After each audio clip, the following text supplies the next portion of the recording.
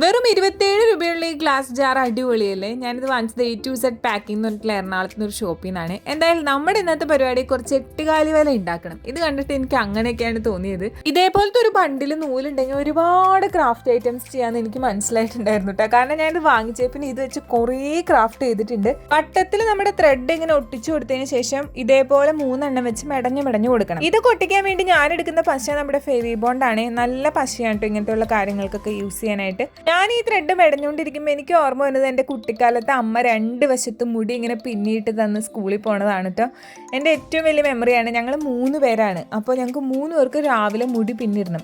അത് അമ്മയ്ക്ക് ഭയങ്കര വലിയൊരു ടാസ്ക് ആയിരുന്നു. ഒരാൾ മാറുമ്പോൾ അടുത്താൾ മാറുമ്പോൾ അടുത്താളിരിക്കും. അതും രാവിലത്തെ പോണ തിരക്കിൽ ഇതൊക്കെ ചെയ്യണം. ചില സമയങ്ങളിലാണെങ്കിൽ കെട്ടിക്കൊടുത്ത് ഇഷ്ടപ്പെട്ടില്ല എന്ന് പറഞ്ഞ് വീണ്ടും അഴിച്ച് വീണ്ടും അമ്മേനെ കൊണ്ട് കെട്ടിക്കുക. അങ്ങനെ കുറച്ച് വട്ടൊക്കെ ഉണ്ടായിരുന്നു. അപ്പോൾ നമ്മുടെ ക്രാഫ്റ്റ് ഇവിടെ കംപ്ലീറ്റ് ആയിട്ടുണ്ട്. ഗ്ലാസ് ജാറിൻ്റെ മോഡിഫിക്കേഷൻ നിങ്ങൾക്ക് ഇഷ്ടപ്പെട്ടോ?